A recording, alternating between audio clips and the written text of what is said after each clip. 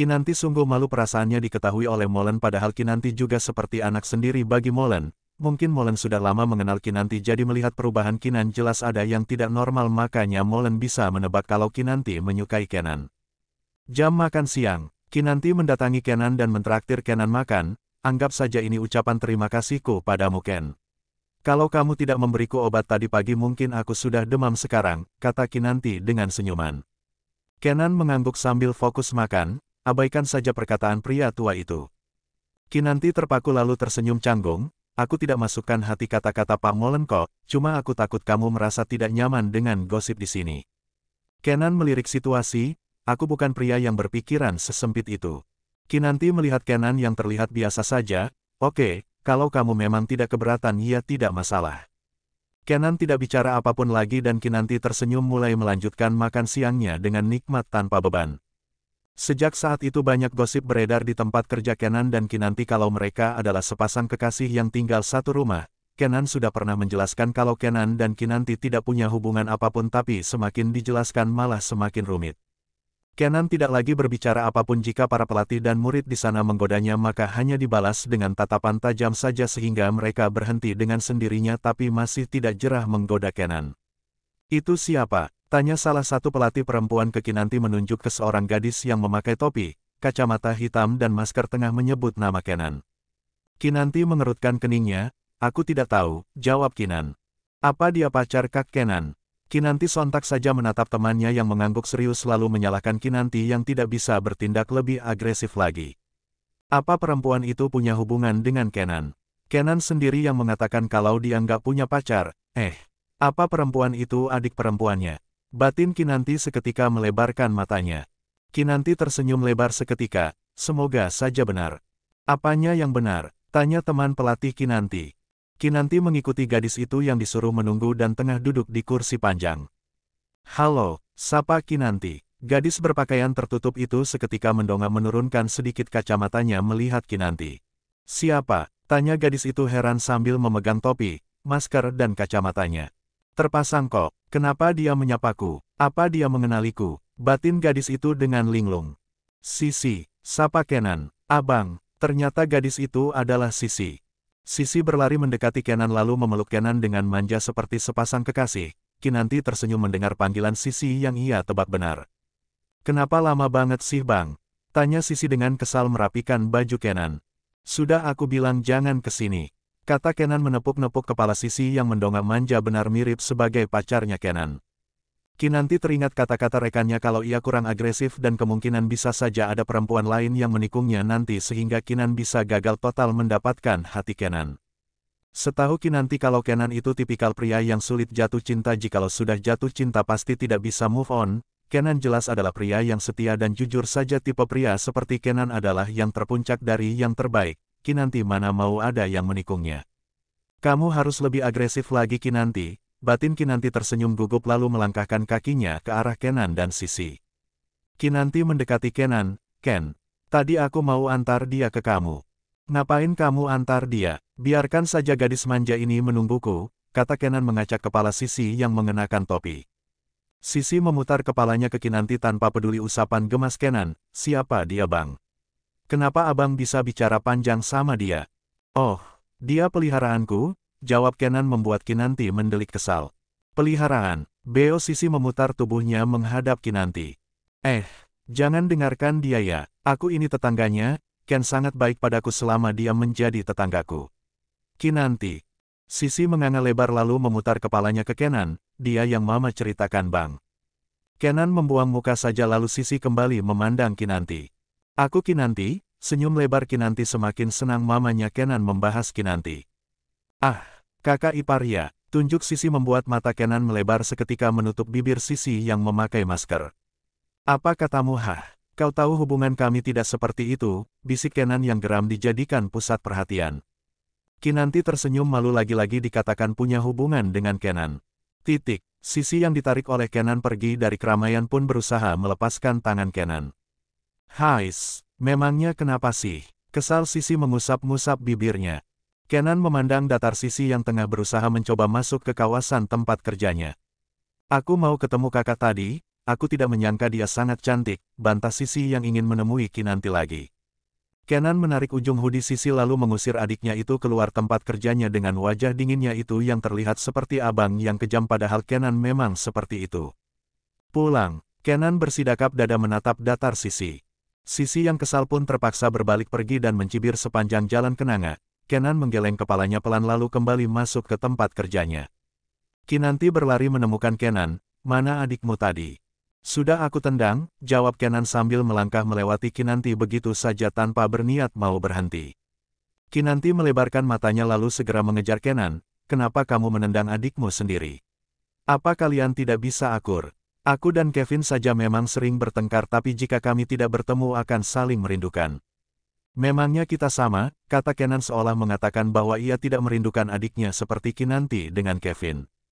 "Cepat hubungi adikmu lagi," pinta Kinanti memelas memegang lengan Kenan. Kenan berdecak mengabaikan Kinanti tapi rengekan Kinanti lama-lama membuat Kenan kesal juga dan pada akhirnya mengirim nomor ponsel Sisi ke Kinanti, sedangkan Kinanti malah sumringah lalu pergi entah kemana tidak mengganggu Kenan lagi. "Dasar perempuan," decak Kenan menyunggingkan senyum tipisnya mengingat tingkah konyol Kinanti yang merengek padanya untuk membawa Sisi. Kenan tiba-tiba menggeleng kepalanya lalu melanjutkan pekerjaannya melatih murid-muridnya untuk memperkuat fisik. Didikan Kenan yang keras hampir beberapa minggu pun benar-benar membuahkan hasil. Kini ia melihat notif ponselnya melihat nominal uang masuknya melatih murid taekwondo selama 1 bulan ini. "Ken," Kinanti berlari kecil ke arah Kenan. Kenan menaikkan sebelah alisnya. "Aku gajian. Berapa gajimu?" "Gaji kita sangat besar kan?" tanya Kinanti berbinar. "Apa menurutmu gaji 10 juta itu besar?" tanya Kenan. Kinanti melebarkan matanya. "Gajimu 10 juta?" tanya Kinanti dan Kenan diam saja seolah tidak percaya jadi orang biasa sangat menyedihkan. "Hebat Ken, biasanya pelatih baru gaji pertamanya hanya 4 juta tapi kamu sudah 2 kali lipat bahkan hampir 3 kali lipat," puji Kinanti. Kenan berdecak, "Aku bahkan merasa terhina di sini," gumam Kenan sungguh pelan. "Terhina apa? Siapa yang menghinamu?" tanya Kinanti dengan heran sambil memegang lengan Kenan dan menatap Kenan serius. Kenan hanya membalas dengan tatapan datarnya itu, "Apa masuk akal gaji hanya 10 juta? Tentu saja gajimu itu tidak masuk akal, kamu beruntung dapat gaji yang besar memangnya kamu mau gajimu berapa? Jangan bilang kamu ingin digaji ratusan juta ya." Kinanti menunjuk curiga wajah Kenan. Kinanti tertawa melihat Kenan yang tidak menjawab, "Hei, kalau mau gaji ratusan juta sekalian aja kamu jadi presidir Ken. Hanya goyang-goyang kaki sama tanda tangan saja kamu bisa dapat miliaran sampai triliunan rupiah." Kenan diam saja lalu menyentil kening Kinanti yang terpaku seketika, berisik. "Tawamu jelek," sindir Kenan dengan tampang datarnya itu. Kinanti mengerucutkan bibirnya, "Siapa bilang aku jelek? Aku sangat cantik." Kenan bangkit dari tempatnya dan pergi dari sana disusul Kinanti yang tidak menyerah bertanya siapa yang mengatakannya jelek lalu berpose cantik dan seksi ala Kinanti di depan Kenan sedangkan Kinanti terus berjalan mundur. "Apa yang kau lakukan?" tanya Kenan dengan datar dan berhenti di tempat. "Aku tidak terima dibilang jelek," bantah Kinanti dengan masam. Kenan menyunggingkan senyum tipisnya, "Kau jelek." "Tidak, aku cantik," ralat Kinanti. "Jelek," balas Kenan. "Cantik," bela Kinanti berkacak pinggang dengan mata melebar penuh ancaman. "Cerewet," sambung Kenan lagi. "Iya," jawab Kinanti dengan bangga. "Jelek," kata Kenan lagi dan Kinanti mengangguk hal itu membuat Kinanti berubah ekspresi menjadi linglung. Kenan menahan tawanya melihat ekspresi aneh Kinanti itu, "Kau saja mengakui." Kinanti menatap tajam Kenan yang pergi meninggalkannya. "Aku cantik," teriak Kinanti tidak terima. "Jelek," jawab Kenan entah kenapa ia senang sekali melawan Kinanti, apalagi melihat wajah kesal Kinanti dan wajah linglungnya itu seperti anak kecil yang baru bangun tidur tidak menemukan ibu kandungnya. "Ken," teriak Kinanti melepaskan sendalnya lalu melemparnya ke arah Kenan yang dengan cepat menangkap sendal Kinanti dan berhenti. Kinanti terpana melihat Kenan bisa menangkap sendal lemparannya tanpa melihat ke belakang, berarti insting Kenan sangat tajam sehingga bisa merasakan arah benda yang melayang ke arahnya. Kenan memutar kepalanya ke belakang, "Jelek," kata Kenan dengan gerakan bibirnya. "Ken," geram Kinanti berlari menyusul Kenan. "Jangan buang sendalku," pinta Kinanti setengah berteriak. Kenan melempar sendal Kinanti ke paretan air di dekat parkiran motornya. Kinanti berteriak lalu melompat-lompat mengejar Kenan langsung memanjat punggung Kenan. "Apa yang kau lakukan? Mau jadi monyet?" tanya Kenan melihat ke belakang. Kamu melempar sendalku Ken, kakiku sangat sensitif. Kalau kakiku terluka aku tidak akan bisa tidur nyenyak lalu tidak akan bisa memasak untukmu lagi, ancam Kinanti. CKK, kau bicara seperti aku yang sangat membutuhkanmu, kata Kenan dengan malas. Cepat jalan, Kinanti memukul bahu Kenan seperti teman akrab saja. Monyet jelek, ejek Kenan, biarin, Kinanti melingkarkan erat lengannya di leher Kenan yang sempat terbatuk. Lepas jelek, titah Kenan. Kinanti melonggarkan pegangannya, jangan katakan aku jelek lagi, mentang-mentang kamu tampan memang bisa merendahkan gadis secantik aku Aku tidak akan terima. Kenan mendengus saja tapi terpaksa membiarkan seekor monyet menempel di punggungnya. Hari Minggu pun telah tiba, meja makan kosan Kenan. Ken, aku boleh pinjam motormu tidak? Tanya Kinanti yang sedang melayani Kenan seperti seorang pelayan. Kenan melirik Kinanti sekilas yang tersenyum seperti adik laki-lakinya jika menginginkan sesuatu pasti merayunya sambil tersenyum. Mobilku sudah siap di bengkel, kau ambilkan mobilku, kata Kenan serius. Kinanti sumringah mendengarnya, baiklah. Bengkel mana? Duta Asia, jawab Kenan. Kinanti yang sedang makan tersedak seketika sedangkan Kenan hanya menatap datar saja Kinanti yang seperti itu tanpa berniat mau membantu. Duta Asia itu biaya perbaikannya sangat mahal Ken, kamu kenapa membawanya ke bengkel itu sih? Celoteh Kinan. Kenan diam saja karena tidak mungkin Kenan mengatakan kalau Duta Asia itu langganan orang kaya juga langganan bengkel pembalap Indonesia yang sudah go internasional. Aku sudah bayar, kau tinggal bawa, jawab Kenan. Kinanti pun tersenyum lebar tidak menanyakan apa-apa lagi setelah mendengar perkataan Kenan kalau biaya bengkelnya sudah dibayar lunas. Kinanti naik taksi menuju bengkel Duta Asia dan disambut baik oleh pekerja lelaki di sana dengan tatapan kagum. Aku ingin mengambil mobil, kata Kinanti. Pekerja bengkel menanyakan plat mobil yang Kinanti jemput, setelah mencocokkan plat yang sama ternyata mereka semua tampak syok menatap Kinanti. Kenapa kalian memandangku begitu? Tanya Kinanti berubah galak.